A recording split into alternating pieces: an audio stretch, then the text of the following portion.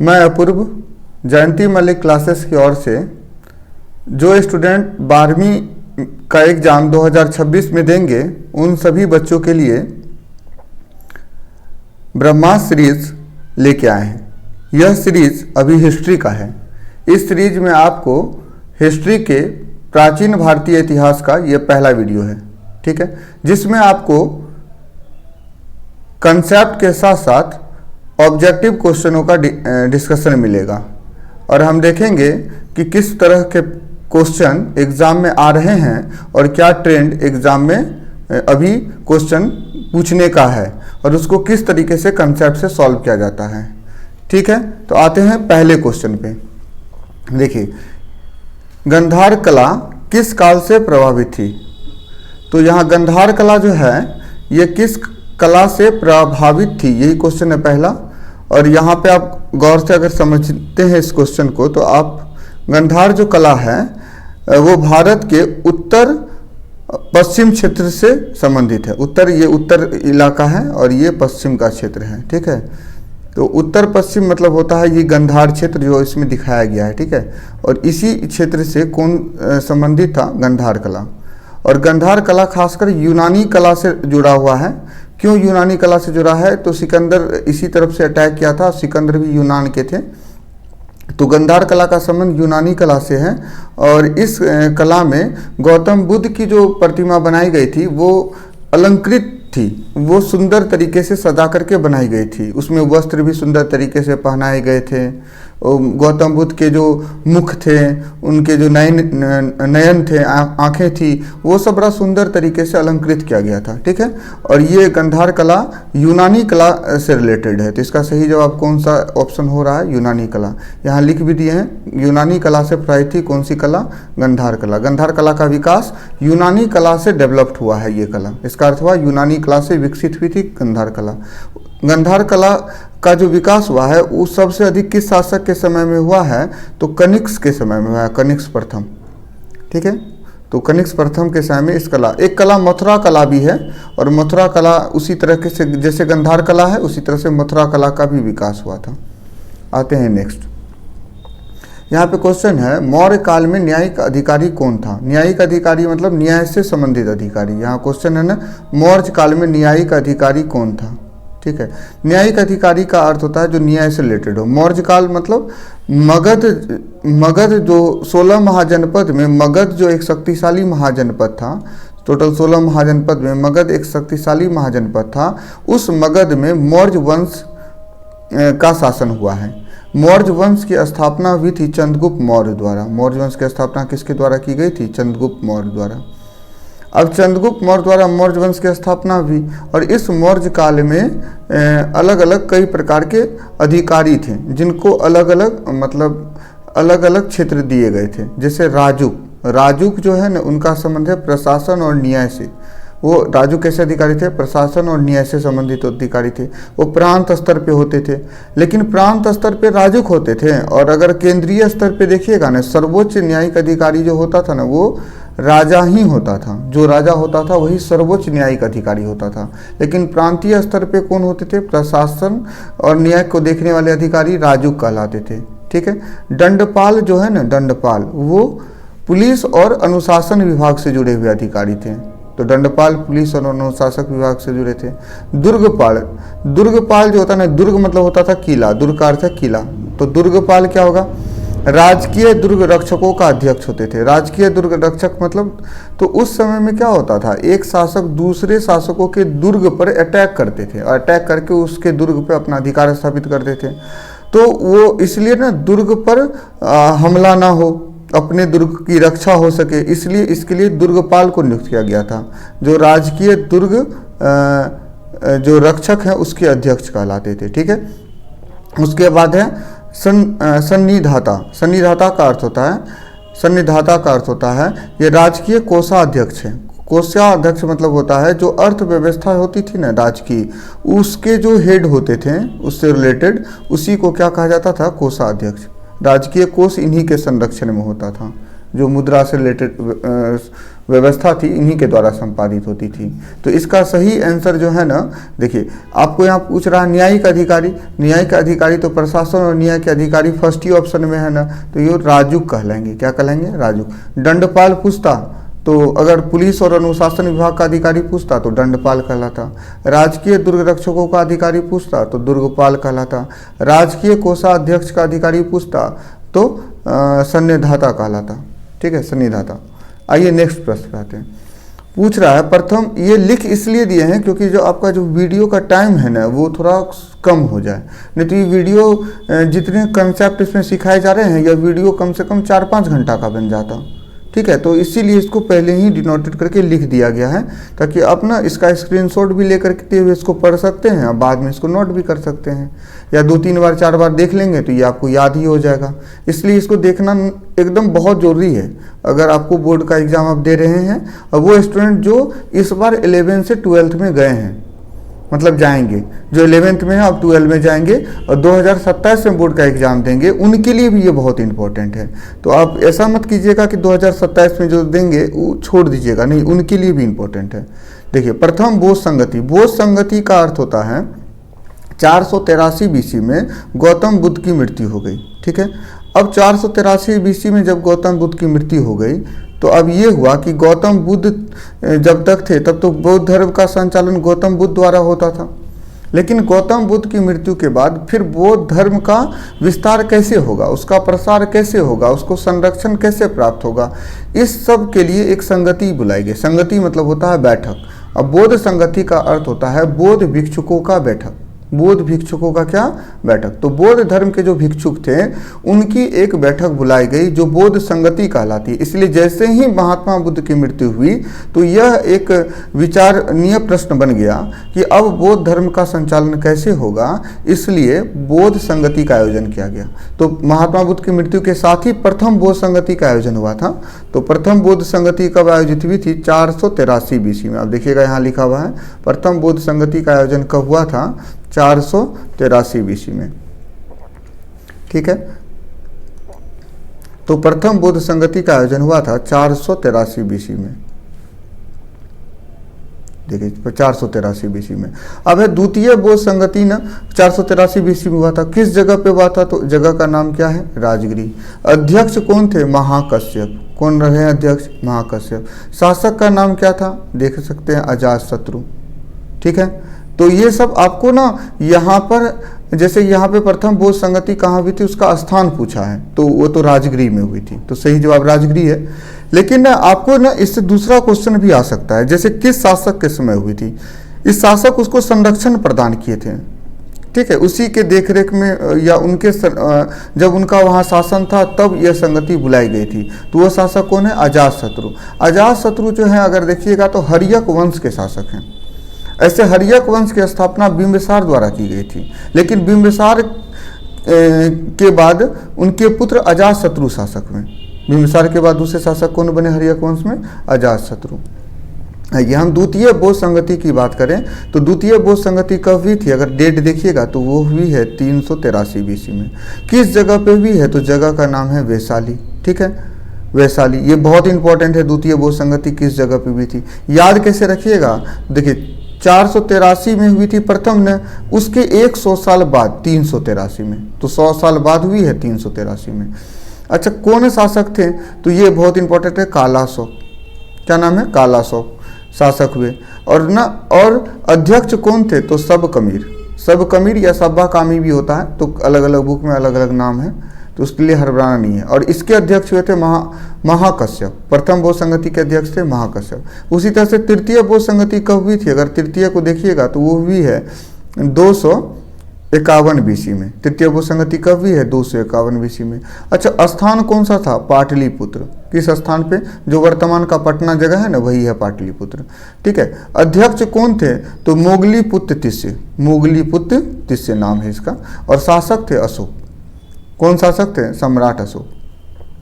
सम्राट अशोक मौर्य वंश से जुड़े हुए शासक हैं। ठीक है, अब चतुर्थ बौद्ध संगति हुई है प्रथम शताब्दी में। प्रथम शताब्दी का अर्थ होता है कि ये 100 BC से पहले हुई है। ठीक है, प्रथम शताब्दी मतलब हुआ, प्रथम शताब्दी का अर्थ हुआ 100 ईस्वी से पहले हुई है। शताब्दी लिखा है तो शताब्दी का अर्थ हुआ 100 ईस्वी, प्रथम शताब्दी। शताब्दी जो होता है ना 100 साल का होता है, दशक 10 साल का होता है, ठीक है। तो प्रथम शताब्दी मतलब 100 ईस्वी से पहले प्रथम चतुर्थ बोध संगति का आयोजन हुआ था। किस जगह पे हुआ था? कुंडलवन में। कुंडलवन है कहाँ पे? कश्मीर में। और उस समय वहाँ के शासक थे कनिष्क, और उसके अध्यक्ष हुए थे कौन? वसुमित्र। चलिए आइए, तो इतना ये इसलिए याद रखना जरूरी है क्योंकि यहाँ से कोई दूसरा क्वेश्चन भी पूछा जा सकता है और बन सकता है, तो इसको जरूर आप नोट कर लीजिएगा। आइए नेक्स्ट क्वेश्चन पे। कह रहा है फाहियान कौन था? आइए, फाहियान जो है ना 5वीं शताब्दी में भारत आए थे। कब आए थे? 5वीं शताब्दी में भारत आए, ठीक है। और फाहियान चीन से आए थे। किस जगह के थे अगर बात करें तो इसका संबंध है चीन से। किस जगह से आए हैं? चीन से। तो फाहियान का संबंध है किस जगह से? ये चीन से रिलेटेड है। फाहियान चीन से आए थे। क्यों आए थे? तो बौद्ध धर्म की शिक्षा के लिए। सीधी सी बात करें तो बौद्ध धर्म की शिक्षा लेने के लिए ही ये चीन से आए थे। किसके समय में आए थे? तो चंद्रगुप्त द्वितीय शासक थे, उसी के समय में फाहियान आए थे। और चंद्रगुप्त द्वितीय किस वंश से रिलेटेड हैं? गुप्त वंश से। तो गुप्त वंश के समय में चंद्रगुप्त द्वितीय के शासन के समय फाहियान भारत की यात्रा किए थे, भारत आए थे। वो समय है 5वीं शताब्दी का। और ये क्यों आए थे? बौद्ध धर्म की शिक्षा के लिए। क्यों आए थे? बौद्ध धर्म की शिक्षा के लिए। तो यहाँ पर देखिए, यहाँ कह रहा है फाहियान कौन था? तो फाहियान चीन से आए थे ना, तो क्या है? चीनी यात्री। इसलिए सही जवाब क्या होगा? चीनी यात्री। यहाँ क्वेश्चन है आश्रम व्यवस्था में आयु को कितने भागों में बांटा गया है? आश्रम व्यवस्था का जो वर्णन है ना वो आपको वैदिक सभ्यता से जुड़ा हुआ है। किससे जुड़ा हुआ है? वैदिक। तो वैदिक सभ्यता में आश्रम व्यवस्था का क्या है? वर्णन है। और आश्रम व्यवस्था में यहाँ लिखा हुआ है कि आयु को कितने भागों में बांटा गया था। यहाँ पे देखिए, आश्रम व्यवस्था में आयु को कितने भागों में बांटा गया था। तो आश्रम व्यवस्था वैदिक सभ्यता से जुड़ा है और इसके अनुसार आयु को 4 भागों में बांटा गया है। जो मनुष्य का जो जीवन है ना वो 4 भागों में बटा हुआ है। इसका अर्थ ये हुआ वैदिक सभ्यता के अनुसार मनुष्य उस समय में 100 वर्ष का एक जीवन होता था मनुष्य का औसतन, और वो 4 भागों में बटा था। पहला भाग है ब्रह्मचर्य का। पहले भाग को क्या कहा गया था? ब्रह्मचर्य। ये जो ब्रह्मचर्य भाग है ना इसमें 0 से 25 साल का जो आयु है मतलब जन्म से लेकर 25 वर्ष तक की आयु वो किस अवस्था वाली है? ब्रह्मचर्य अवस्था की है, पहली अवस्था। दूसरी है गृहस्थ। गृहस्थ अवस्था की जो आयु रखी गई थी वो 25 से 50 साल की आयु, इसको गृहस्थ कहा गया था, ठीक है। तीसरी अवस्था था वानप्रस्थ। वानप्रस्थ अवस्था का जो आयु था वो 50 से 75 था। उसके बाद संन्यास की अवस्था थी और वो 75 से कितने साल की थी? 100 साल की। तो इसलिए कितने भाग हुए? टोटल 4 भाग हुए, ठीक है। आइए नेक्स्ट प्रश्न। पुरुष सूक्त का उल्लेख किस ग्रंथ में है? देखिए, पुरुष सूक्त जो है ना उसका उल्लेख ऋग्वेद में है। किस में किया गया? ऋग्वेद। और ऋग्वेद जो है ना आप जानते हैं ऋग्वेद की रचना कब हुई थी? तो वो ऋग्वेद जो है ना ये लगभग ऋग्वेदिक काल से जुड़ा हुआ है। ऋग्वेद किस काल से जुड़ा हुआ है? ऋग्वेदिक काल से। और ऋग्वेदिक काल को देखिएगा ना तो वो 1500 BC से लेकर के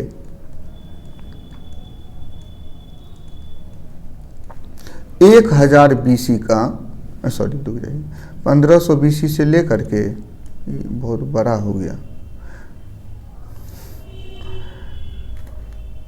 1000 BC का पीरियड है।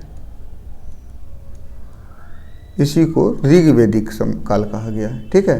तो ऋग्वेदिक काल जो है ना वो ऋग्वेदिक काल में ही ऋग्वेद की रचना हुई थी। और ऋग्वेद का जो 10वां मंडल है, ऋग्वेद का कौन सा मंडल?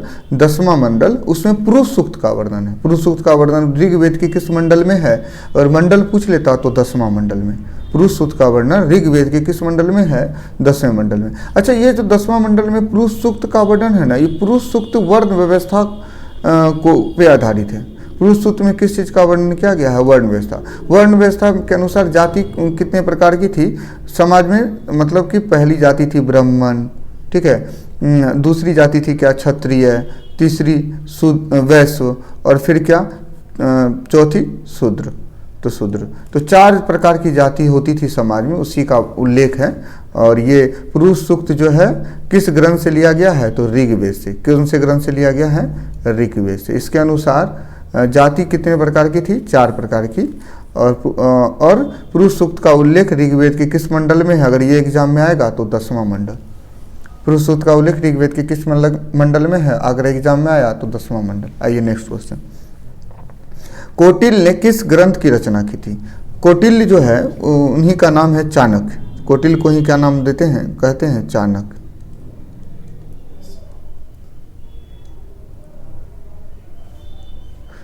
ठीक है, उसी का एक नाम है विष्णुगुप्त।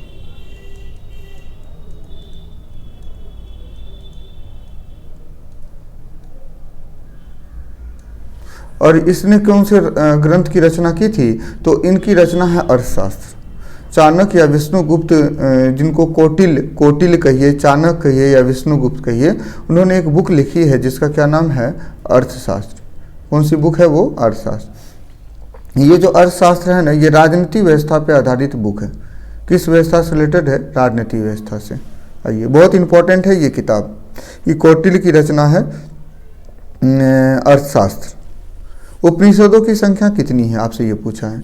देखिए, उपनिषद जो है ना वैदिक सभ्यता से जुड़े हुए हैं, और टोटल उपनिषद जो है ना वो 108 है। तो उपनिषद कितने हैं? 108। इसमें ज़्यादा कुछ है नहीं। वैदिक सिविलाइजेशन के अनुसार उपनिषदों की संख्या कितनी है? 108। मुद्रा राक्षस किसकी रचना है? देखिए, मुद्रा राक्षस जो है ना वो मुद्रा राक्षस की बात करें तो विशाख दत्त की रचना है मुद्रा राक्षस। ठीक है, किसकी रचना है? विशाख दत्त की। सबसे पहले ये, क्योंकि सीधा पूछा है मुद्रा राक्षस किसकी रचना है, तो विशाख दत्त की। और जो बुक है ना मुद्रा राक्षस, इसमें किस प्रकार चंद्रगुप्त मौर्य ने चाणक्य की सहायता से नंद वंश को पराजित करके मौर्य वंश की स्थापना की थी? इसका अर्थ क्या हुआ कि देखिए, नंद वंश में घनानंद का शासन था। नंद वंश के राजा कौन थे? घनानंद, जो क्रूर शासक थे, जनता इनसे परेशान थी। इसी घनानंद का अंत करके चंद्रगुप्त मौर्य ने क्या क्या था? मौर्य वंश की स्थापना की थी, लेकिन किसकी सहायता से? चाणक्य की सहायता से। तो इस चीज का ही वर्णन विशाख दत्त ने किस बुक में किया है? मुद्रा राक्षस में। तो मुद्रा राक्षस विशाख दत्त की एक रचना है। ठीक है,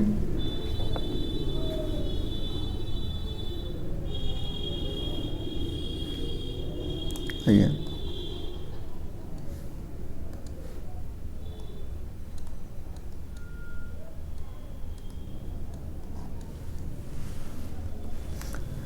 कादंबरी के लेखक कौन है? देखिए, कादंबरी, इस बुक का ही नाम पूछा है। कादंबरी बुक है, उसके लेखक का नाम पूछा है आपसे। ठीक है, तो कादंबरी के लेखक है बाणभट्ट।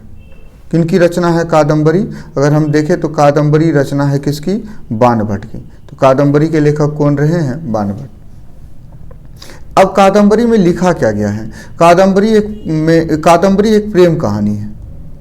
किसकी प्रेम कहानी है? अगर बात करें हम तो कादंबरी किसकी प्रेम कहानी है? तो कादंबरी चंद्रपीड़ा और कादंबरी, चंद्रपीड़ा नायक हैं और कादंबरी नायिका है। इन दोनों की प्रेम कहानी है, जिस बुक का नाम है कादंबरी। और इस बुक को लिखे हैं बाणभट्ट। ये पूरा नहीं लिख पाए थे, आगे चल के इसके पुत्र इस बुक को पूरा रचना किए थे। आइए, यहाँ पे है किस ग्रंथ में 16 महाजनपद का उल्लेख मिलता है? 16 महाजनपद, 16 शक्तिशाली महाजनपद का उदय की जानकारी किस ग्रंथ में है? तो दो बुक है, एक का नाम है अंगुतर निकाय। क्या नाम है? अंगुतर। और दूसरा का नाम है भगवती सूत्र। तो अंगुतर निकाय जो बुक है ना, ये बौद्ध धर्म से रिलेटेड है। अंगुतर निकाय किस धर्म से जुड़ा हुआ है? बौद्ध धर्म से।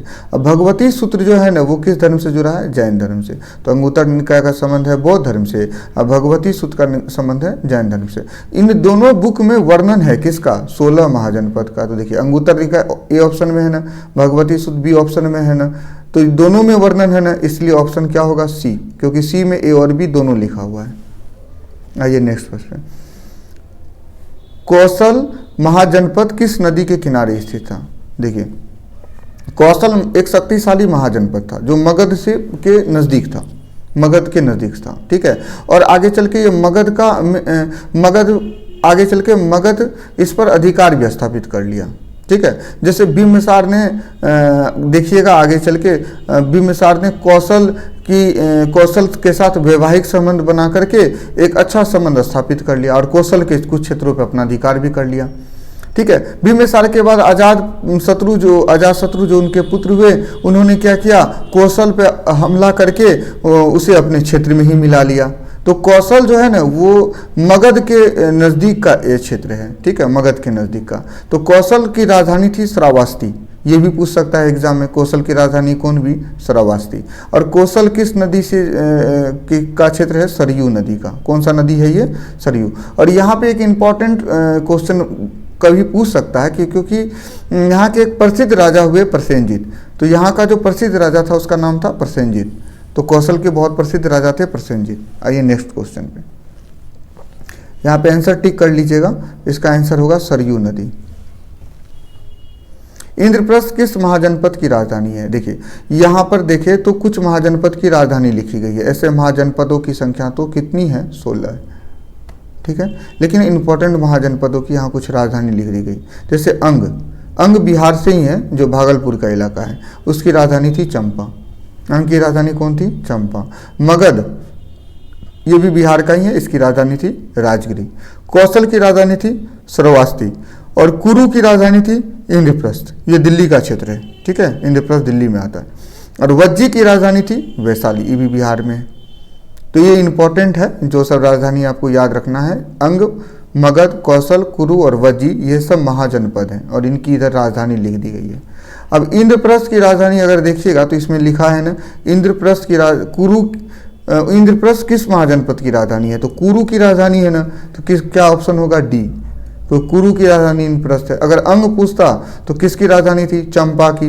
मगध पूछता तो राजगिरी की राजधानी थी। आगे चल के इसकी राजधानी पाटलिपुत्र हो गई थी, ठीक है, दूसरी राजधानी बनी थी।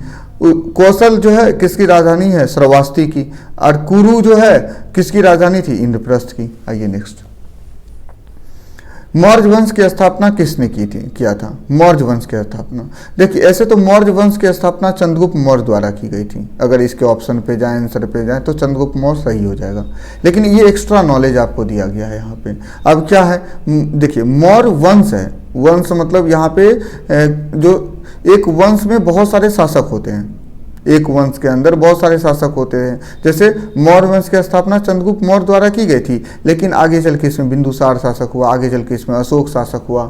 तो ये देखेंगे इसमें जब हम हिस्ट्री का डिटेल्स पढ़ते हैं। तो उसी तरह मौर्य वंश की तो स्थापना हुई थी, लेकिन मगध एक क्षेत्र है, 16 महाजनपद था ना, तो मगध एक इम्पोर्टेंट महाजनपद का क्षेत्र है। और मगध जो 16 महाजनपद में एक इम्पोर्टेंट महाजनपद है, उस मगध महाजनपद में अगर हम देखें तो कई वंशों का शासन रहा है, कई वंशों का। मगध महाजनपद है, उसमें कई वंश शासन किए थे। जैसे मगध महाजनपद के जो पहले वंश थे, जिसका नाम था हर्यक वंश। मगध महाजनपद में एक वंश सबसे पहले दिखाई देता है, हर्यक वंश। और हर्यक वंश की स्थापना बिंबिसार द्वारा की गई थी। हर्यक वंश की स्थापना किसने किया था? बिंबिसार। उसी तरह से दूसरा जो है वंश दिखाई देता है मगध में, शिशुनाग वंश, ठीक है, शिशुनाग वंश। शिशुनाग वंश की स्थापना शिशुनाग द्वारा की गई थी। शिशुनाग वंश के संस्थापक कौन थे? शिशुनाग। नंद वंश के संस्थापक कौन थे? महापद्म नंद। और मौर्य वंश के संस्थापक कौन थे? चंद्रगुप्त मौर्य। ठीक है, तो आपको अब दिमाग में रह गया कि अगर क्वेश्चन थोड़ा सा अलग टाइप से पूछ लेता है, थोड़ा सा डिफरेंट टाइप से पूछता है, तो ये पूछ सकता है कि हर्यक वंश की स्थापना बिंबिसार, शिशुनाग वंश की स्थापना शिशुनाग, नंद वंश की स्थापना महापद्म नंद, मौर्य वंश की स्थापना भी पूछा है चंद्रगुप्त मौर्य। 3 एक्स्ट्रा जानकारी आपको इसमें दिया गया है। तो ये समझ जाइए कि यहाँ पर अगर हम मान लीजिए अभी 60 क्वेश्चन लगभग कराते हैं, तो ये 60 ही क्वेश्चन नहीं है। ये 60 क्वेश्चन के साथ साथ बहुत सारे ऐसे कंसेप्ट हैं जो आपको ये सिखाएंगे कि कितने सारे अलग अलग तरह के क्वेश्चन बन सकते हैं और उन क्वेश्चनों का जवाब हम कैसे दिमाग में रख सकते हैं, क्या तरीका से हम उसको क्वेश्चन को के जो क्वेश्चन के आंसर हैं उनको आसानी से दिमाग में रख सकते हैं। वो अरेंजमेंट आपको दिया गया है कि कितनी संभावनाएं हैं क्वेश्चन बनने की और उसको रखने का क्या तरीका है। इसको रटने का प्रयास नहीं करवाया गया है, इसको समझाने का प्रयास करवाया गया है कि आप रट के याद रखिए, ऐसा नहीं है। आप इसको समझ के याद रखिए, ये प्रयास करवाया गया है। चलिए आइए, अशोक के अभिलेख किस भाषा में है? देखिए, अशोक एक ऐसे शासक हुए हैं जो जनताओं के पास जो अपनी जनताओं से जुड़ने के लिए अभिलेख का प्रयोग करते थे। अशोक भारत के ऐसे शासक है जिसके सबसे अधिक अभिलेख मिले हैं। भारत में सबसे अधिक अभिलेख किसी शासक के मिले हैं तो उनका नाम है सम्राट अशोक। और सम्राट अशोक मौर्य वंश के शासक हैं। ठीक है, अगर ये पूछ ले सम्राट अशोक का संबंध किस वंश से है तो मौर्य वंश से। अब मौर्य वंश किस महाजनपद से जुड़ा है तो मगध से। तो देख रहे हैं ये एक क्रोनोलॉजी है, एक से दूसरे को याद रखना, दूसरे से तीसरे को याद रखना, तीसरे से चौथे को याद रखना, एक लिंक है जिसके द्वारा हिस्ट्री को आसान किया जा सकता है। तो अशोक के जो अभिलेख हैं वो किस भाषा में हैं? तो अशोक के अभिलेख जो है वो कई भाषा में मिले हैं, लेकिन अधिकांश अभिलेखों की भाषा प्राकृत है, क्योंकि उस समय यही भाषा लोकल भाषा थी। तो अधिकांश अभिलेख की भाषा कौन सी है? प्राकृत है। अशोक जिस क्षेत्र पर शासन करते थे ना, उस क्षेत्र की प्रमुख भाषा थी प्राकृत। तो अधिकांश अभिलेख किस भाषा में मिले हैं? प्राकृत। तो सही जवाब तो प्राकृत होगा। और प्राकृत भाषा किस लिपि में लिखी जाती थी? तो ब्राह्मणी लिपि में। प्राकृत भाषा की जो मुख्य लिपि है वो कौन सी है? ब्राह्मणी। और इसके अलावा कुछ और भी भाषा में, मतलब और खरोष्टी में, आरामिक में भी अशोक के अभिलेख प्राप्त हुए हैं। खरोष्टी में भी मिले हैं, आरामिक में भी मिले हैं। तो अशोक के अभिलेख। चलिए आइए, कलिंग युद्ध कब हुआ था? आइए, कलिंग युद्ध हुआ था 261 बीसी में। तो सीधा सा जवाब आ जाएगा 261। लेकिन अगर हम विस्तृत जानकारी पे जाएं तो और क्या क्वेश्चन बन सकते हैं? कलिंग युद्ध जो है ना, कलिंग क्षेत्र है उड़ीसा में। कलिंग किस जगह पे है? उड़ीसा में। तो ये जगह है कलिंग। अब कलिंग पे अधिकार स्थापित करने के लिए, या कलिंग पर अधिकार स्थापित करने के लिए सम्राट अशोक ने कलिंग के साथ युद्ध किया था। कलिंग युद्ध किसके किसके बीच हुआ है? सम्राट अशोक कहाँ युद्ध किए थे? कलिंग पर। और ये कलिंग युद्ध की जानकारी अशोक के ही 13वें शिलालेख में है। ये भी पूछ सकता है कि कलिंग युद्ध की जानकारी कहाँ मिलती है? अशोक के 13वें शिलालेख में। ठीक है, कलिंग क्षेत्र कहाँ पे है? उड़ीसा में। और कलिंग युद्ध हुआ कब था? 261 बीसी में। कलिंग युद्ध किससे रिलेटेड है? तो अशोक से। तो देखिए शासक कौन है? अशोक। कलिंग युद्ध किसने किया था? तो अशोक कलिंग पर अधिकार करने के लिए युद्ध किए थे।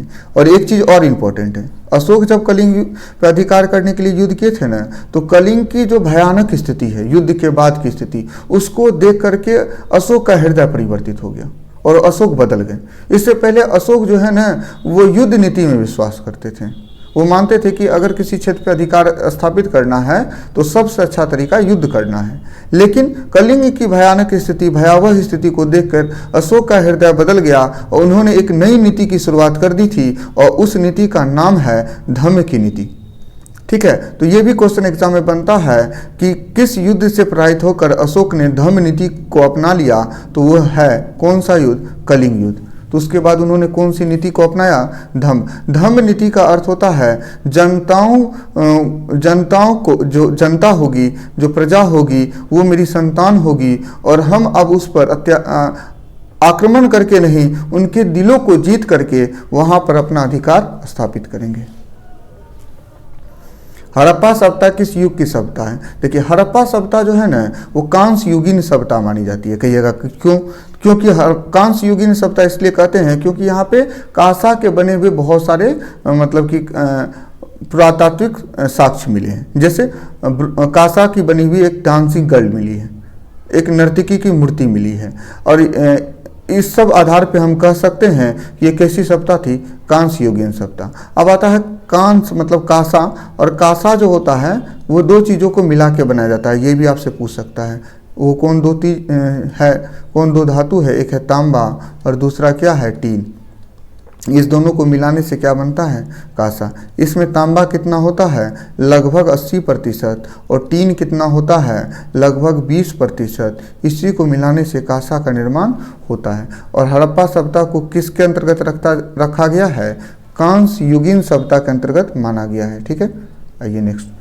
हड़प्पा सभ्यता में बंदरगाह कौन था? देखिए, बंदरगाह पूछा है ना, तो अब बंदरगाह जो होता है, इसका अर्थ बंदरगाह मतलब होता है जहाँ पर समुद्री जहाज जो है रुकता है। यहाँ से समुद्री जहाज एक जगह से दूसरी जगह के लिए रवाना होता है या आता जाता है, उस जगह को बंदरगाह कहते हैं। ठीक है, तो बंदरगाह तो हमेशा समुद्र के किनारे होगा। तो बंदरगाह समुद्र के किनारे होगा, तो इसमें देखिए मांडा जम्मू एंड कश्मीर में है, मोहनजोदड़ो पाकिस्तान में है, आलमगीर उत्तर प्रदेश में है। अगर देखिएगा तो ये मांडा जो है ना, वो क्या है? जम्मू एंड कश्मीर का प्लेस है। ठीक है, अगर देखिए मोहनजोदड़ो ये पाकिस्तान में है, किस जगह पे है? पाकिस्तान में। अगर आलमगीरपुर को देखिएगा तो ये यूपी में आता है। ठीक है, और लोथल को देखिएगा नहीं तो गुजरात में है, किस जगह पे है? तो आप बताइए, गुजरात में है और गुजरात समुद्र के किनारे है। गुजरात किसके किनारे है? समुद्र के किनारे। तो हड़प्पा सभ्यता में बंदरगाह कौन बन जाता था? लोथल। आइए नेक्स्ट प्रश्न पे। यहाँ पे क्वेश्चन है, सिंधु सभ्यता में तांबा कहाँ से प्राप्त हुआ है? सिंधु सभ्यता के लोग तांबा का प्रयोग करते थे, इसकी जानकारी है। और इसकी जानकारी है क्योंकि जो तांबा का प्रयोग हुआ है वो राजस्थान से हुआ है। राजस्थान में एक जगह है खेतड़ी, वहाँ से तांबा की जानकारी मिली है। अगर खेतड़ी नाम रहता तो खेतड़ी ऑप्शन में लगाते, लेकिन राज्य का नाम दिया है तो राजस्थान लगाएंगे। खेतड़ी अभी भी तांबा उत्पादन के लिए प्रसिद्ध है। अभी वर्तमान समय में भी खेतड़ी तांबा उत्पादन के लिए जाना जाता है। आते हैं नेक्स्ट प्रश्न। नेक्स्ट प्रश्न है, सिंधु सभ्यता में विशाल अन्नागार कहाँ मिला है? विशाल अन्नागार पूछा जा रहा है आपसे, ध्यान दीजिएगा। क्या पूछा जा रहा है? विशाल अन्नागार। अच्छा, विशाल अन्नागार के बारे में देखें तो यहाँ पे देखिए कुछ जानकारी है। विशाल अन्नागार पूछे तो सीधे मोहनजोदड़ो तो आंसर है इसका। लेकिन देखिए, विशाल अन्नागार पूछे तो मोहनजोदड़ो। मोहनजोदड़ो है पाकिस्तान में, यानी मोहनजोदड़ो को देखिएगा तो किस जगह पे है? पाकिस्तान में।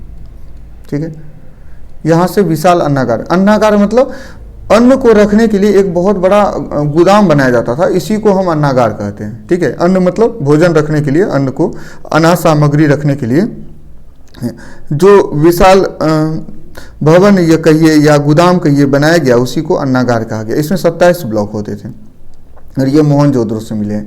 अन्न भंडार भी मिले हैं। अन्न भंडार क्या? ये भी अन्न रखने के लिए ही बनाया गया था, लेकिन ये अलग है। वो 27 ब्लॉक के हैं, ये 12 कक्ष के हैं। और अन्न भंडार कहाँ से मिले हैं? हड़प्पा से मिले हैं। हड़प्पा भी पाकिस्तान में है। वर्तमान समय में देखें तो कहाँ पे है? ये पाकिस्तान में। और विशाल स्नानागार भी मिला है। देखिए, ये स्नानागार है, बिल्कुल अलग चीज़ है। स्नानागार मतलब होता है ये स्नान करने के लिए बनाया गया है। स्नान, सामूहिक स्नानागार है ये। विशाल स्नानागार सामूहिक था। मतलब इसका अर्थ ये भी होता है कि संभवतः ऐसा अनुमान है कि किसी धार्मिक कार्यक्रम में इस स्नानागार का प्रयोग किया जाता होगा। और ये मोहनजोदड़ो से मिला है, पाकिस्तान में ये जगह है। किस जगह पे है? पाकिस्तान के मोहनजोदड़ो से मिला है। तो ये भी क्वेश्चन एग्जाम में क्या हो सकता है? आ सकता है। तो इसका सही जवाब था सिंधु सभ्यता में विशाल अन्नागार, तो मोहनजोदड़ो से मिला है। अन्नागार पूछेगा तो मोहनजोदड़ो होगा, और अन्न भंडार पूछता तो हड़प्पा होता। धम्म महामात्रों को किसने नियुक्त किया था? अभी बताए थे धम्म की कहानी आपको, कि धम्म जो है ना, धम्म, अशोक ने धम्म की नीति को अपना लिया था कलिंग युद्ध के बाद। तो अशोक ने ही ना अपनाया था धम्म की नीति को, तो कौन करेगा धम्म महामात्रों की नियुक्ति? आप ही बताइए। अशोक ही तो करेंगे, अभी तो आपको पीछे समझाए थे। तो धम्म महामात्र, अब कुछ एक्स्ट्रा जानकारी भी देखिए। धम्म महामात्रों की नियुक्ति की जानकारी अशोक के 5वें शिलालेख से है। मतलब इसका अर्थ अशोक ऐसे शासक हुए जो जनता से जुड़ने के लिए शिलालेख का प्रयोग करते थे। जनता तक अपने शासन पद्धति को जनता तक अपने शासन पद्धति की जानकारी देने के लिए, अपने जो कार्यक्रम हैं, जो उनकी नीति है, प्रशासनिक नीति, उनकी जानकारी देने के लिए वो शिलालेख का प्रयोग किए हैं। अब इस अशोक ऐसे शासक हैं जिनकी कुल 13 शिलालेख की जानकारी है। उन 13 शिलालेख में देखें तो अशोक के 13 शिलालेख में कलिंग युद्ध की जानकारी है। सॉरी, 13 नहीं है, इसके अलावा भी हैं। तो अशोक के 13 शिलालेख में किसकी जानकारी है? कलिंग युद्ध की। उसी तरह से अशोक का जो 5वां शिलालेख है उसमें धम्म महामात्रों की नियुक्ति की जानकारी है। 13वें शिलालेख में कलिंग युद्ध अभी पढ़ के आए थे, और 5वें शिलालेख में किसकी जानकारी है? धम्म महामात्रों की। धम्म महामात्रों की नियुक्ति क्यों की गई थी? धम्म के प्रचार प्रसार के लिए। धम्म क्या है? एक तरह का ये समझिए कि जनता को या प्रजा को मतलब जो धार्मिक नीति से जोड़ करके उनमें मतलब उनको अच्छा बनाना, उनको अहिंसा की ओर ले जाना, हिंसा से दूर करके अहिंसा की ओर ले जाना, एक अच्छे समाज को बनाने में के लिए धम्म महामात्रों की नियुक्ति की गई थी। ठीक है, आते हैं नेक्स्ट। महाभारत की रचना किस भाषा में हुई है? देखिए, महाभारत भारतीय संस्कृति का एक प्राचीनतम ग्रंथ है, और महाभारत हमारे संस्कृति और धार्मिक चीज़ों से भी जुड़ा हुआ है। और इसकी रचना संसार की सबसे पुरानी भाषा संस्कृत जो है उसमें की गई है। ये विश्व की सबसे पुरानी लैंग्वेज है संस्कृत। इसी में महाभारत की रचना हुई थी और इसकी रचना महर्षि वेद व्यास किए थे। किसके द्वारा की गई है इसकी रचना? वेद व्यास। तो इसका सही जवाब तो संस्कृत होगा। महाभारत की रचना संस्कृत में भी है और महाभारत संसार का सबसे बड़ा महाकाव्य भी है, ये भी आप ध्यान रखिएगा। आइए, मनु स्मृति में कितने प्रकार के विवाह का उल्लेख है? देखिए, मनु स्मृति जो है ना, मनु स्मृति महर्षि मनु द्वारा माना जाता है कि इसकी रचना महर्षि मनु द्वारा की गई है। एग्जैक्ट नहीं बोल सकते हैं, माना जाता है। और इसमें 8 प्रकार के विवाह का वर्णन है। इसमें से कुछ विवाह जो है ना समाज के लिए अच्छा माना गया है और कुछ को बुरा भी माना गया कि ऐसा विवाह जो है ना बुरा विवाह के अंतर्गत आएगा। तो कुल मिला के इसमें 8 विवाह का क्या किया गया है? वर्णन।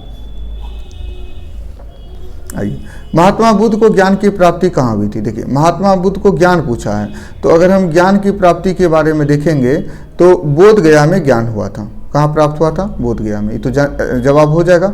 लेकिन महात्मा बुद्ध से जुड़े हुए कुछ क्वेश्चन पूछे जा सकते हैं, इसलिए हम यहाँ पे कुछ आपको और भी जानकारी दे दिए हैं। और पहले इसलिए लिख दिए हैं क्योंकि अभी लिखेंगे तो वीडियो बहुत लंबा हो जाएगा। तो महात्मा बुद्ध का कुछ परिचय है, जैसे उनके बचपन का नाम सिद्धार्थ है। बहुत इंपॉर्टेंट क्वेश्चन बनता है कि बचपन का नाम क्या था? सिद्धार्थ। अच्छा, जन्म स्थान के बारे में बात करें कि महात्मा बुद्ध का जन्म कहाँ हुआ था? और लुम्बिनी में हुआ था। और लुम्बिनी कपिल वस्तु में है, ठीक है। लुम्बिनी नामक स्थान में उनका जन्म हुआ था, कपिल वस्तु के लुम्बिनी में। कब हुआ था? तो 563 BC में। ये भी इंपॉर्टेंट है, महात्मा बुद्ध का जन्म कब हुआ है? 563 BC में। पिता का नाम सुद्योधन था, ठीक है। माता का नाम महामाया था। मौसी थी प्रजापति गौतमी और पत्नी का नाम था यशोधरा। और घोड़ा था कंथक। घोड़ा मतलब जिसका वो प्रयोग करते थे, इसी घोड़ा के द्वारा वो गृह त्याग भी किए थे।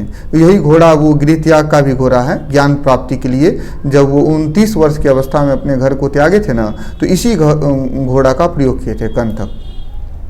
और वो जो सारथी जो उसको लेके गया था और रास्ते में छोड़ दिया था मध्यरात्रि को, वो सारथी है उनका चांद। प्राण त्याग जो है, जो वो प्राण अपना त्याग किए हैं, वो तिथि है 483 BC। और महात्मा बुद्ध बौद्ध धर्म से जुड़े हुए हैं। इनका संबंध किस धर्म से है? बौद्ध धर्म से, ठीक है। अगर आप सब्जेक्टिव क्वेश्चन भी एग्जाम में आता है कि महात्मा बुद्ध का जीवन परिचय दीजिए, तो इतना जानकारी अगर आपको है तो आप एक अच्छा मतलब कि कंक्रीट आंसर दे सकते हैं।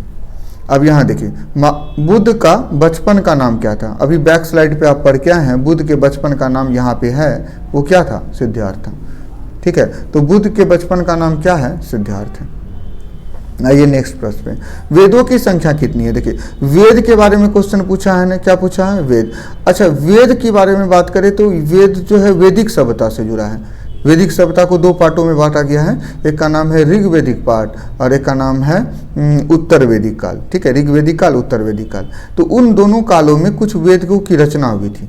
जैसे उन सब वेद की संख्या है 4। कितने वेद की रचना हुई थी? 4। उन चारों वेदों का नाम लिखा गया है, जैसे ऋग्वेद है, सामवेद है, यजुर्वेद है, अथर्ववेद है, ठीक है। तो ये वैदिक काल में 4 वेद की रचना हुई थी। वैदिक काल का पीरियड तो आपको पता ही है। प्राचीन भारत में धर्म की शुरुआत किस शासक ने की थी? अभी आप पढ़ के आए हैं, धर्म की नीति किस शासक द्वारा स्थापित की गई थी? अशोक द्वारा, ठीक है। गौतम बुद्ध का जन्म स्थान, अभी पिछले वाले स्लाइड पे आप पढ़ के आए हैं, कब हुआ था? 563 BC में पढ़ के आए हैं ना। और मृत्यु कब हुई थी? तो आप कमेंट में बताइएगा। महावीर स्वामी की माता का नाम क्या था? महावीर स्वामी के माता का नाम पूछ रहा है। देखिए, महावीर स्वामी जैन धर्म से जुड़े हुए हैं। किस धर्म से हैं? जैन धर्म से। जैन धर्म के कितने तीर्थकर हैं? 24वें तीर्थकर माने जाते हैं, ठीक है। 23वें तीर्थकर पार्श्वनाथ माने जाते हैं। पार्श्वनाथ को कितनावां नंबर पे रखा गया है? 23वें नंबर पे। तो 23वें तीर्थकर कौन है? पार्श्वनाथ,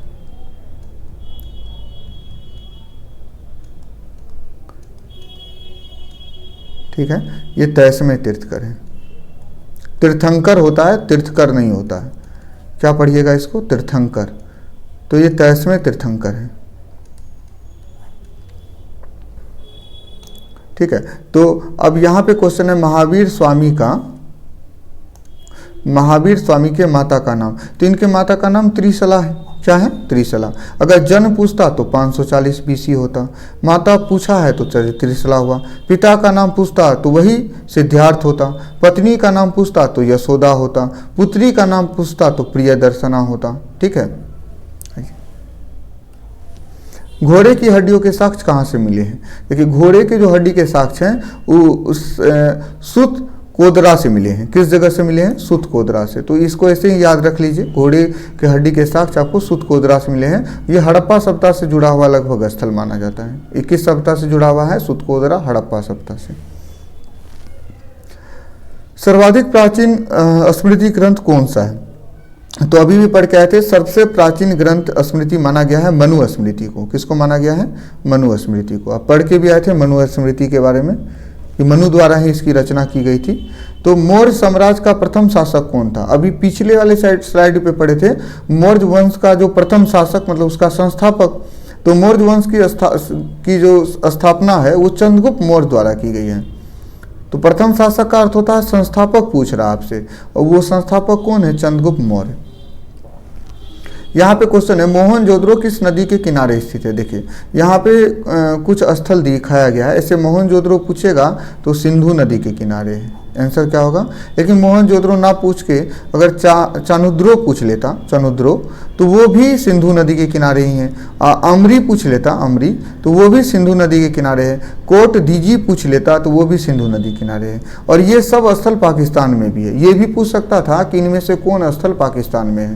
तो मोहनजोदड़ो भी पाकिस्तान में है, चानुद्रो भी पाकिस्तान में है, अमरी भी पाकिस्तान में है, कोट दीजी भी पाकिस्तान में है। और हड़प्पा अगर पूछ लेता किस नदी के किनारे है तो रावी नदी के किनारे है। लेकिन हड़प्पा भी किस जगह पे है? पाकिस्तान में। देखिए एक इम्पोर्टेंट यहाँ से जितने क्वेश्चन बन सकते हैं इम्पोर्टेंट क्वेश्चनों में, वो आपको यहाँ पे स्लाइड पे दिखा दिया गया है। अब यहाँ क्वेश्चन है मोहनजोदड़ो की खोज 1982 ईस्वी में किसने की थी? मोहनजोदड़ो पूछा है, ये पाकिस्तान में है। इसकी खोज रखाल दास बनर्जी के नेतृत्व में की गई है। किसके नेतृत्व में? रखाल दास बनर्जी। कब किया गया था? 1982 ईस्वी में। तो यहाँ पे पूछ रहा है मोहनजोदड़ो की खोज 1982 ईस्वी में किसने की थी? तो आंसर होगा रखाल दास बनर्जी। हड़प्पा की खोज किसके द्वारा की गई थी? दयाराम साहनी द्वारा। कब की गई थी? 1921 ईस्वी में। ठीक है, आते हैं नेक्स्ट प्रश्नों पे। अगर हड़प्पा पूछता तो आंसर होता दयाराम साहनी। ईस्वी क्या होता? 1921। कालीबंगा कहाँ स्थित है? क्वेश्चन पूछ रहा है कालीबंगा कहाँ स्थित है। ठीक है, अगर हम कालीबंगा को देखेंगे तो वो राजस्थान में है, तो सीधा जवाब तो राजस्थान हो जाएगा। लेकिन ये भारत के प्रमुख स्थल आपको और भी दिखाए गए हैं जहाँ से क्वेश्चन बनने की संभावना है। जैसे मांडा, मांडा जम्मू एंड कश्मीर में है। ये भारत का सबसे उत्तरी स्थल है। सिंधु सभ्यता में भारत का सबसे उत्तरी स्थल कौन सा है? मांडा। ये भी पूछ सकता है एग्जाम में कि भारत का सबसे उत्तरी स्थल कौन सा है सिंधु सभ्यता का? तो क्या नाम है? मांडा। वो है कहाँ पे? जम्मू एंड कश्मीर में। रोपड़ को देखिएगा ना, तो रोपड़ पंजाब में है। ये भी पूछ सकता था रोपड़ कहाँ है? तो पंजाब में है। बनावली जो है हरियाणा में है। राखीगढ़ी सिंधु सभ्यता में अभी भारत में जितने स्थल हैं उसमें सबसे बड़ा स्थल है। राखीगढ़ी सिंधु सभ्यता में भारत का सबसे बड़ा स्थल है, वर्तमान भारत का। वो है कहाँ पे? हरियाणा में। ठीक है, कालीबंगा कहाँ है? राजस्थान में, अभी तो पूछा ही था। दायमाबाद ये है महाराष्ट्र में। दायमाबाद कहाँ है? महाराष्ट्र में। और ये भारत का सिंधु सभ्यता का सबसे दक्षिणी स्थल है। ये देखिए, ये सबसे उत्तरी स्थल था ना, ये सबसे उत्तरी स्थल था, ये सबसे उत्तरी स्थल था।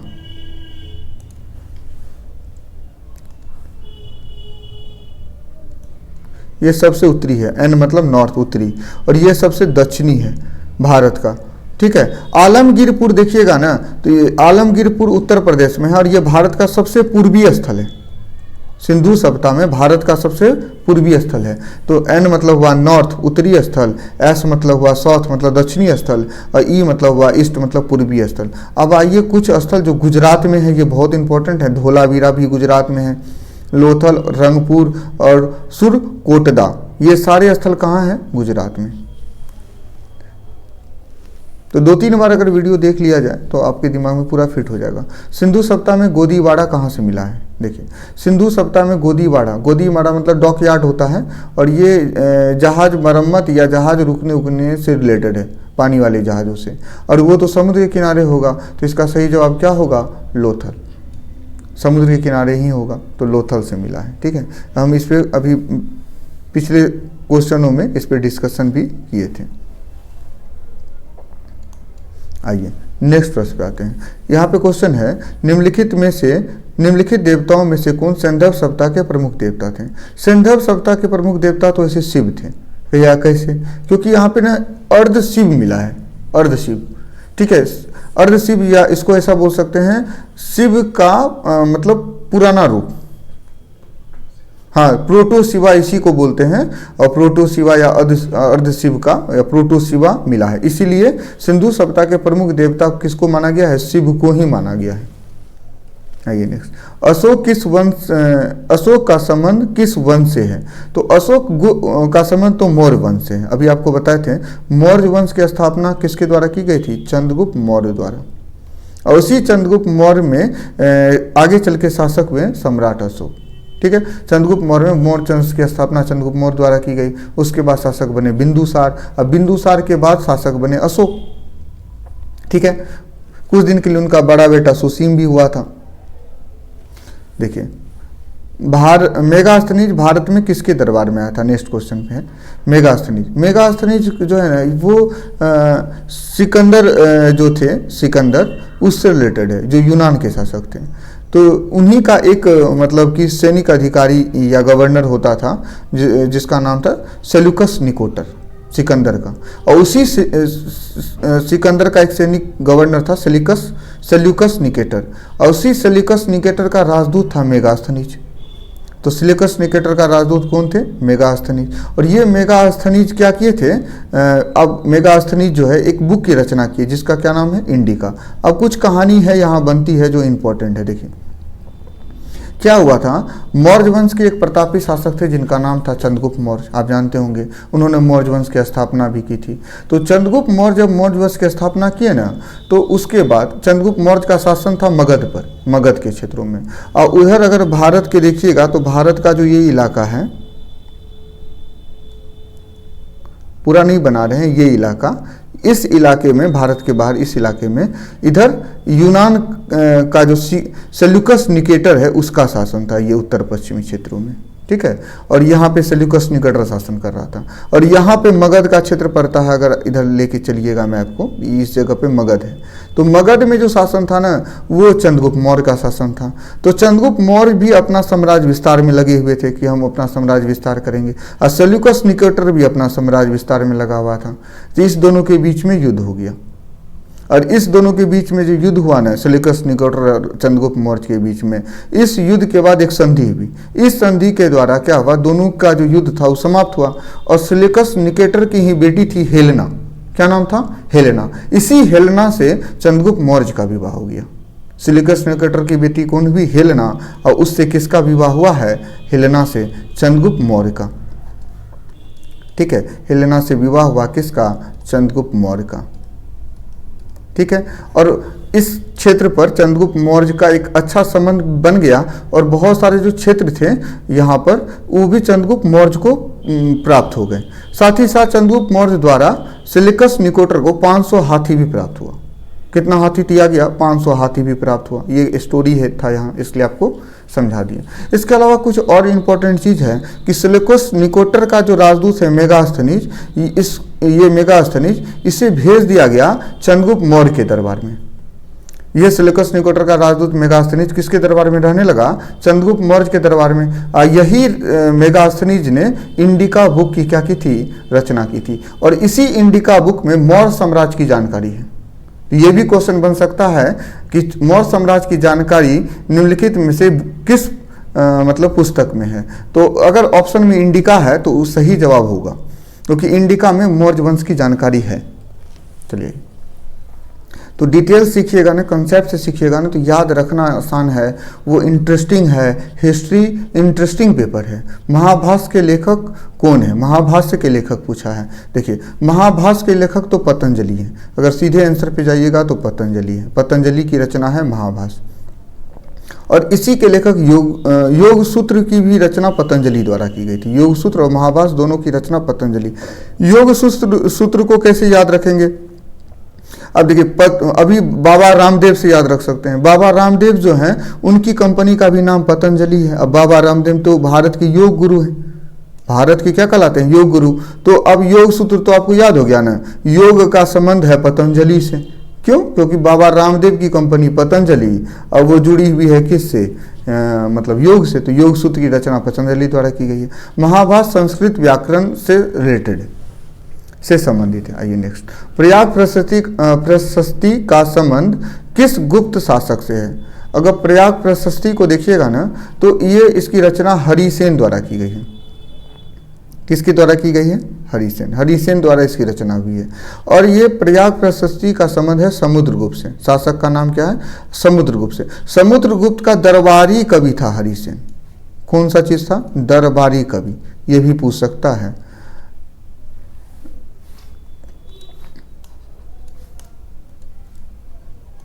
अगर अभी सारा इंफॉर्मेशन लिखते हैं ना तो बहुत टाइम लगता। तो हरिसेन को कौन सा कवि कहा गया है? दरबारी कवि। ठीक है, समुद्रगुप्त का पूछ लेगा, निम्नलिखित में से कौन समुद्रगुप्त के दरबारी कवि थे? हरिसेन। आइए नेक्स्ट प्रश्न पे आते हैं, किस शासक को प्रियदर्शी कहा गया है? देखिए प्रियदर्शी जो है ना वो अशोक को कहा गया, अशोक को कहा गया है। ठीक है, क्यों? क्योंकि अशोक के जो अभिलेख मिले हैं उसमें लिखा हुआ है देवानाम प्रियदर्शी। ठीक है, इससे पता चलता है कि प्रियदर्शी का जो टाइटल है वो किसके साथ जुड़ा हुआ है? अशोक से। आइए, निम्नलिखित में से कौन हड़प्पा सभ्यता का नगर नहीं है? देखिए अभी आप पढ़ के आए थे मोहनजोदड़ो हड़प्पा सभ्यता का नगर है। कहाँ है? पाकिस्तान में। लोथल हड़प्पा सभ्यता का नगर है। कहाँ है? गुजरात में। कहाँ है? गुजरात में। और कालीबंगा हड़प्पा सभ्यता का नगर है। कहाँ है?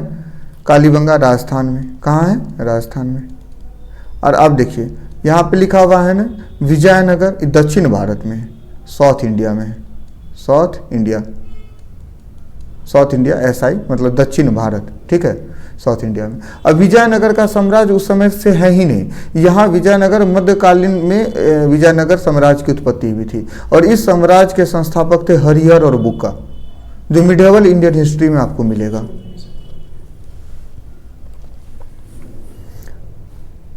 आइए, दयाराम साहनी ने हड़प्पा सभ्यता की खोज किस वर्ष की थी? दयाराम साहनी, तो अभी आप पढ़ के आए थे 1921 में हड़प्पा सभ्यता की खोज दयाराम साहनी द्वारा की गई थी। ठीक है, अभी पढ़ के भी आए थे। और 1922 वाला भी पढ़ के आए थे आप। यहाँ पे नेक्स्ट क्वेश्चन है, धोलावीरा किस राज्य में है? ठीक है, धोलावीरा पहला ऑप्शन है कौन सा? हरियाणा, दूसरा उत्तर प्रदेश, C ऑप्शन है गुजरात और D कौन सा है? पंजाब। तो इसका सही जवाब क्या होगा? धोलावीरा है गुजरात में, तो इसका सही जवाब है गुजरात। ठीक है, अभी अब पिछले वाले स्लाइड पे देखिए, आप यहाँ पे ये पढ़ क्या है? देखिए धोलावीरा पढ़े। धोलावीरा कहाँ है? यहाँ भी देखे थे आप, गुजरात में। इसलिए हम ना उस स्लाइड पे कुछ इतना किए नहीं है, नहीं तो आपको देते हैं, क्योंकि सारा पिछले वाले स्लाइड से ही क्वेश्चन आ गया। मोहनजोदड़ो किस भाषा का शब्द है? देखिए मोहनजोदड़ो ऐसे सिंधी भाषा का शब्द है। सिंध का ये जो मोहनजोदड़ो है ना, ये पाकिस्तान का क्षेत्र है और सिंध नदी के किनारे का इलाका है। तो सिंध नदी के किनारे की भाषा से सिंधी, तो सिंधी भाषा का ही क्षेत्र है मोहनजोदड़ो। और इससे मोहनजोदड़ो का एक अर्थ है, ये भी क्वेश्चन में पूछ सकता है कि मोहनजोदड़ो का शाब्दिक अर्थ क्या होता है? तो मोहनजोदड़ो का अर्थ होता है मृतकों का टीला।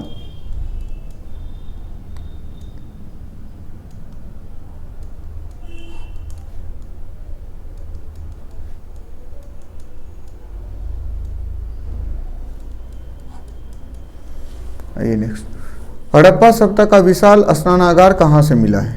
ये क्वेश्चन है ना, विशाल स्नानागार किस नगर में पाया गया था? अभी देखिए, अभी आप पढ़ क्या है, विशाल स्नानागार मोहनजोदड़ो से मिला था। ठीक है, बैक स्लाइड पे जाइएगा तो आपको ये चीज अभी दिखाया भी गया है।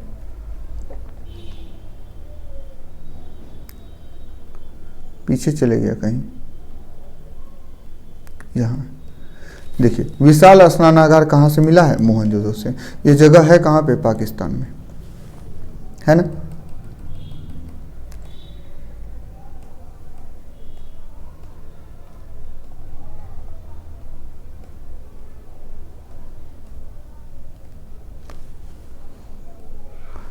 पुरातत्व के अंतर्गत निम्नलिखित में से कौन एक नहीं आते हैं? ये पूछा है, कौन एक क्या है?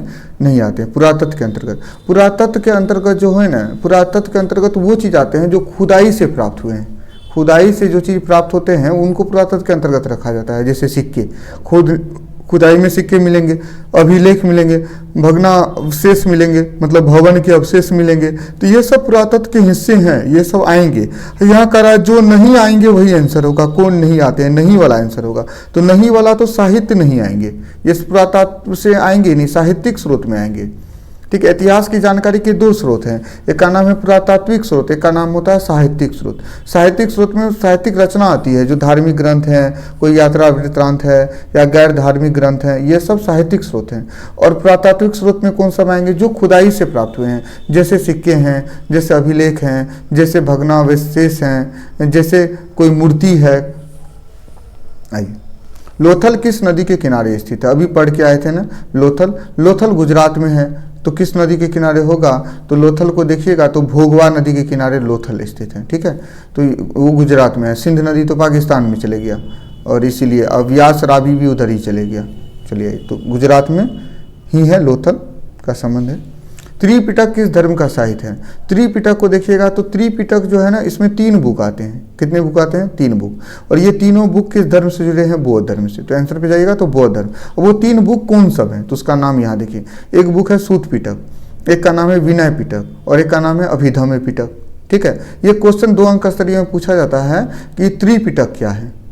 ठीक है, 2 अंक में पूछा जाता है। सूत पिटक की रचना किसके द्वारा की गई थी? आनंद द्वारा। तो हम ऐसे इसको समझने का प्रयास कर रहे हैं ना कि 2 अंक भी याद रखना आसान हो जाए, ऑब्जेक्टिव भी याद रह जाए, क्योंकि ये सब अलग अलग नहीं है। लोग ऐसा मान बैठते हैं कि ऑब्जेक्टिव अलग है, 2 अंक स्तरीय अलग है, 5 अंक स्तरीय अलग है। सब में कंसेप्ट है। कंसेप्ट सीख जाइएगा, नहीं तो 2 अंक वाला क्वेश्चन भी जवाब दे दीजिएगा, 5 अंक वाले क्वेश्चन का भी जवाब दे दीजिएगा, और जो आपका ऑब्जेक्टिव प्रश्न है उनका भी आप जवाब दे दीजिएगा। तो सूत पिटक की रचना आनंद द्वारा की गई थी। ठीक है, पिटक का टोकरी होता है। तो पहले जो सूत पिटक लिखा गया था ना, वो एक तरह का टोकरी होता था, और इसमें वो जो पत्ते होते थे ना, उस पे, हाँ, उस पत्ते पे लिख करके इसको, क्योंकि उस समय पत्ते पे ही लिखा जाता था, लिख करके इसमें डाल दिया गया, तो ये पिटक कहलाया। तो ये सूत पिटक इसी तरीके से उस समय में लिखा गया था। अब वो तो बुक में फॉर्मेट में आ गई होगी, अब बुक फॉर्मेट में संरक्षित है। सूत पिटक की रचना आनंद द्वारा की गई थी। आनंद जो है ना, गौतम बुद्ध के प्रिय शिष्य थे। गौतम बुद्ध के क्या हैं? प्रिय शिष्य। उपाली भी गौतम बुद्ध के प्रिय शिष्य ही हैं। तो सूत पिटक की रचना आनंद द्वारा की गई है। इस बुक में बौद्ध धर्म से जुड़े हुए बहुत सारे रूल्स, नियम, ये सब दिए गए हैं। और इसमें ये बौद्ध धर्म से रिलेटेड बुक है। किससे रिलेटेड है? बौद्ध धर्म से। विनय पिटक की रचना उपाली द्वारा की गई थी। ठीक है, और अभिधम्य पिटक की रचना मोगलीपुत्र द्वारा की गई थी। ठीक है, आइए नेक्स्ट। राजतरंगिणी किसने लिखा था? तो राजतरंगिणी के लेखक कल्हण है। ऐसे आंसर पे आएगा तो कल्हण है। ऐसे राजतरंगिणी जो बुक है ना, ये कल्हण द्वारा रचित है, और इसमें कश्मीर के राजवंश का इतिहास है। भारत का जो कश्मीर है उसमें किन किन राजाओं का कैसे शासन हुआ है, उसकी विस्तृत जानकारी है इस बुक में। किस में? राजतरंगिणी में। तो इसमें कश्मीर का इतिहास है। तो ऐसे भी एग्जाम पूछ सकता है कि निम्नलिखित में से किस में कश्मीर का इतिहास है? तो राजतरंगिणी में। आइए नेक्स्ट। अंगुत्तर निकाय के अनुसार महाजनपदों की संख्या कितनी है? आप जानते ही हैं अंगुत्तर निकाय और भगवती सूत्र 2 बुक अभी पीछे आया था। ठीक है, अंगुत्तर निकाय का संबंध जो है बौद्ध धर्म से है, और भगवती सूत्र का संबंध जैन धर्म से है। तो अंगुत्तर निकाय बौद्ध धर्म से रिलेटेड बुक है, और इसके अनुसार महाजनपदों की संख्या कितनी थी? 16। मगध साम्राज्य की स्थापना किसने की थी? देखिए, मगध साम्राज्य की स्थापना आपसे पूछा है। तो मगध साम्राज्य में मगध का जो पहला वंश था, जिसका नाम है हर्यक वंश। क्या नाम था? हर्यक वंश। और हर्यक वंश मगध का पहला वंश हुआ। ठीक है, तो मगध का पहला वंश था हर्यक वंश, और हर्यक वंश के संस्थापक थे, पहला वंश था हर्यक वंश, और इसके संस्थापक थे बिंबिसार। क्या नाम था? बिंबिसार। तो इसका अर्थ ये हुआ कि मगध साम्राज्य की स्थापना किसके द्वारा की गई थी? बिंबिसार द्वारा। उन्होंने ही एक बड़ा मगध साम्राज्य स्थापित किया था। एक मतलब कि मजबूत, एक विशाल मगध साम्राज्य को स्थापित करने में एक बड़ा योगदान किसका था? बिंबिसार का। और ये हर्यक वंश के संस्थापक भी हैं। आइए नेक्स्ट। यहाँ पे चंद्रगुप्त मौर्य का शासनकाल क्या है। देखिए मौर्य वंश में 3 प्रमुख शासक हुए हैं और इनका आपको नाम याद रखना है। इसके अलावे भी हुए हैं लेकिन प्रमुख शासक में देखेंगे तो 3 हुए। उसमें चंद्रगुप्त मौर्य वंश के संस्थापक हैं और ये 322 से लेकर के 298 बीसी तक शासन किए हैं। तो ऑप्शन में 322 ना है तो 323 है, कोई बात नहीं है, यही ऑप्शन सही हो जाएगा। तो 322 से 298 तक किसका शासन था? चंद्रगुप्त मौर्य का। चंद्रगुप्त मौर्य के बाद उसी के बेटे बिंदुसार शासक बने और वो 298 बीसी से 273 बीसी तक शासन किए। बिंदुसार के बाद उसका बेटा अशोक शासक हुआ जो 273 बीसी से लेकर 232 बीसी तक मौर्य वंश में शासन किए। ठीक है, आइए नेक्स्ट। विक्रमादित्य की उपाधि किस सम्राट ने धारण की थी? विक्रमादित्य। देखिए विक्रमादित्य की उपाधि किसने धारण किया था? चंद्रगुप्त द्वितीय ने। किसने धारण किया था? चंद्रगुप्त द्वितीय। गुप्त वंश के शासक हैं ये चंद्रगुप्त द्वितीय, इसका संबंध गुप्त वंश से है। इन्होंने एक उपाधि धारण की थी, जो कौन सा उपाधि है? विक्रमादित्य। ठीक है, तो विक्रमादित्य। ऐसे गुप्त वंश के संस्थापक ये नहीं है। पुराणों की संख्या कितनी है? पुराण कितने हैं बताइए तो? 6 हैं, 12 हैं, 18 हैं कि 24 हैं? तो पुराण कितने हैं? 18 पुराण हैं। तो पुराणों की संख्या कितनी है? 18। ये वैदिक सभ्यता में से जुड़ा हुआ क्वेश्चन है। वैदिक सभ्यता के अनुसार कितने पुराण की रचना की गई थी? 18 पुराण। अश्वमेध यज्ञ का आयोजन क्यों किया जाता था? देखिए अश्वमेध यज्ञ का आयोजन क्यों किया जाता था? ऑप्शन नंबर 1 का रहा शाही संप्रभुता के लिए, ऑप्शन बी का रहा व्यापार के लिए, ऑप्शन सी का रहा है दोनों के लिए, और ऑप्शन डी का रहा इनमें से कोई नहीं के लिए। ऐसे तो शाही संप्रभुता के लिए होगा। देखिए अश्वमेध यज्ञ है क्या चीज़? अश्वमेध यज्ञ की जानकारी रामायण में भी है। ठीक है, आप देखते होंगे भगवान राम भी अश्वमेध यज्ञ का आयोजन किए थे और एक घोड़ा छोड़े थे, जिस घोड़ा को लव कुश पकड़ लिया था और फिर लव कुश के साथ भी भगवान राम का युद्ध हो गया था। तो ये अश्वमेध यज्ञ से ही रिलेटेड है। अश्वमेध यज्ञ में होता क्या था कि जो शासक होते थे वो शक्तिशाली हो जाते थे, तो वो क्या करते थे, एक अजय घोड़ा, अजय मतलब जो हार नहीं सकता है, उसको यज्ञ के दौरान छोड़ा जाता था। वो घोड़ा जिस जिस क्षेत्र से होकर गुजरता था उस क्षेत्र पर जो शासक हैं उनका शासन हो जाता था। जो यज्ञ जिनके द्वारा ये घोड़ा छोड़ा गया था उनका शासन स्थापित हो जाता था। अगर कोई क्षेत्र से यह घोड़ा गुजर रहा है और दूसरे शासक इस घोड़ा को पकड़ते हैं या बंदी बना लेते हैं, पकड़ लेते हैं, तो इसका अर्थ ये होता है कि वो दूसरे क्षेत्र के शासक जो है घोड़ा छोड़ने वाले शासकों के साथ क्या करेंगे? युद्ध करेंगे। ठीक है, तो ये शाही संप्रभुता से जुड़ा हुआ है। महावीर स्वामी का जन्म कब हुआ था? आप पढ़ के हैं 540 बीसी। ठीक है, पिछले वाले स्लाइड पे ये चीज कराया गया है। श्वेतांबर दिगंबर किस धर्म से संबंधित है? देखिए श्वेतांबर और दिगंबर जैन धर्म की 2 शाखा है। किसकी? जैन धर्म की। अब देखिएगा तो श्वेतांबर जो है ना वो जो है श्वेत वस्त्र धारण करते थे और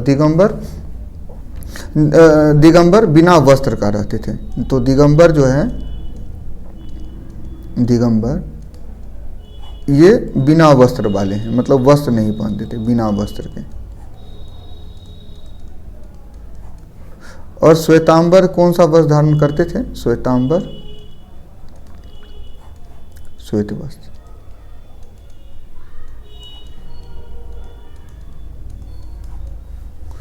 आइए नेक्स्ट।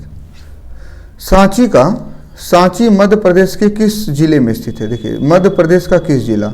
देखिए मध्य प्रदेश का जो सांची स्तूप के लिए जाना जाता है। सांची जो जगह है वो किसके लिए जाना जाता है? स्तूप के लिए। सांची का संबंध किससे है? स्तूप से। तो इसलिए यहाँ सांची स्तूप लिखा गया है। और सांची स्तूप किससे जुड़ा है? ये बौद्ध स्थल है। ठीक है, बौद्ध स्थल। अब सांची स्तूप का निर्माण किस शासक द्वारा किया गया था? सम्राट अशोक। अगर एग्जाम में आ जाए कभी कि सांची स्तूप किसने बनाया था, तो क्या जवाब होगा? सम्राट अशोक। सांची स्तूप का निर्माण सम्राट अशोक किए हैं। सांची जो जगह है ना, सांची स्तूप या सांची, यह है किस जगह में? मध्य प्रदेश में। मध्य प्रदेश में कौन सा जिला है? रायसेन जिला। कौन सा डिस्ट्रिक्ट? रायसेन। तो सही जवाब कौन सा होगा? रायसेन। एक्स्ट्रा जवाब क्या हो गया? सांची स्तूप का निर्माण किसने किया था? सम्राट अशोक। सांची स्तूप किससे जुड़ा हुआ है? बौद्ध स्थल से, बौद्ध धर्म से। आइए, प्राचीन भारत में धम्म की शुरुआत किस शासक ने की थी? धम्म आप पढ़ क्या है? धम्म से बहुत क्वेश्चन आ रहा है और धम्म बहुत इंपॉर्टेंट है। धम्म अशोक की नीति है। किसकी? अशोक की। तो इसकी शुरुआत कौन करेंगे? अशोक। और धम्म नीति जो है ना उसकी जानकारी अशोक के 4थे शिलालेख में है। अशोक के 4थे शिलालेख में धम्म नीति की जानकारी है। और 5वें शिलालेख में जो मात्र नियुक्त हुए थे उनकी जानकारी है। आइए नेक्स्ट क्वेश्चन पे। वेनसांग किस देश का यात्री था? वेनसांग के देखिएगा तो वेनसांग चीन से आया था। इसका संबंध किस देश से है? चीन से। तो इसका संबंध है चीन से। किस देश का यात्री है ये? चीन का। अच्छा, चीन से क्यों आया था? बौद्ध धर्म की शिक्षा के लिए। ठीक है, बौद्ध धर्म की शिक्षा के लिए लगभग 630 बीसी में, 630 ईस्वी में, बीसी नहीं सॉरी ईस्वी में, लगभग 630 ईस्वी में वेनसांग चीन से आया था और यहाँ पर आकर के बौद्ध धर्म की शिक्षा ग्रहण किया था। उस समय में यहाँ के शासक कौन थे? हर्षवर्धन। क्यों? क्योंकि हर्षवर्धन का शासन जो है ना वो कब से कब तक है? वो 41 साल तक शासन किए हैं। वो किए हैं 606 से लेकर के ईस्वी से 647 ईस्वी तक किसका शासन रहा था? हर्षवर्धन का। और इसी बीच में कौन आया था? वेनसांग। कब? 630 में। देखिए इसके बीच में ही 630 आएगा, इसी बीच में 630 में। वेनसांग की एक प्रसिद्ध रचना है, एग्जाम में आ सकती है, जिस रचना कौन सी है? सीयू की बुक किसने लिखी है? वेनसांग ने। तो अब देखिए एक्स्ट्रा क्वेश्चन कितना आ सकता है कि वेनसांग किसके समय में आया था? हर्षवर्धन के समय में। बहुत इंपॉर्टेंट क्वेश्चन है, किसके समय में आया था? हर्षवर्धन के समय में। वेनसांग कब आया था? 630 ईस्वी लगभग, कुछ बुक में 29 भी है। ठीक है, वेनसांग का संबंध पूछा है चीन से, तो यहाँ तो चीन आप ऑप्शन क्लिक कीजिएगा। ठीक है, वेनसांग की प्रसिद्ध बुक कौन सी है? सीयू की। आइए नेक्स्ट पे, कहाँ पे क्वेश्चन है? मौर्य काल का प्रसिद्ध यूनानी यात्री कौन था? मौर्य काल का प्रसिद्ध यूनानी यात्री पूछ रहा है। ठीक है, आप बताइए। अगर हम देखें मौर्य काल का प्रसिद्ध यूनानी यात्री कौन था, तो आप मेगास्थनीज का नाम पढ़ के आए। अभी तो पीछे ही पढ़े थे कि मौर्य काल का प्रसिद्ध यूनान से आने वाला यात्री मेगास्थनीज था। और मेगास्थनीज ने एक बुक लिखा है जिसका नाम है इंडिका, आप पढ़ के आए। और इंडिका में मौर्य साम्राज्य की जानकारी है। आइए नेक्स्ट। अब आज की क्लास में को यहीं तक रखते हैं, और क्योंकि अब एंशिएंट इंडियन हिस्ट्री के सेकेंड वीडियो भी आएंगे। ठीक है, ये तो फर्स्ट वीडियो हुए, सेकेंड वीडियो के बाद आपका एंशिएंट इंडियन हिस्ट्री पूरा समाप्त हो जाता है। इसमें जितने कंसेप्ट हैं, जितने थ्योरी हैं, अगर कोई इसको अच्छे तरीके से कंट्रोल कर लेता है तो निश्चित ही बोर्ड में वो जितने प्रश्न आएंगे सभी प्रश्नों का सही जवाब देगा। ठीक है, अगर वो 2 अंक स्तरीय क्वेश्चन भी लिखेगा तो उसके आंसर जो है ना वो क्वेश्चन के डिमांड के अनुरूप होंगे और सबसे बेस्ट होंगे। ठीक है, तो अब मोटिवेशन कुछ लाइन भी है। कल को आसान बनाने के लिए आज आपको कड़ी मेहनत करनी ही पड़ेगी। मेहनत से भाग करके आप अपने जीवन को बेहतर नहीं बना सकते हैं। आप चाहते हैं कि कल का जीवन आपका बेहतर हो, तो आपको आज जो है ना मेहनत करने की आवश्यकता है, क्योंकि बोर्ड का एग्जाम बहुत क्या है, नज़दीक है। चलिए, थैंक यू। चैनल को जरूर सब्सक्राइब कीजिएगा और जितना हो सके वीडियो को शेयर कीजिएगा, क्योंकि ज्ञान जो है वो फैलना चाहिए, वो संकुचित दायरे में नहीं रहना चाहिए। ज्ञान का फैलाव एक समाज का निर्माण करता है, सही समाज का, और व्यक्तित्व को भी निखारता है। ठीक है, वीडियो को लाइक करना ना भूलें, और आपका एक लाइक हम सबको मोटिवेट करते रहता है।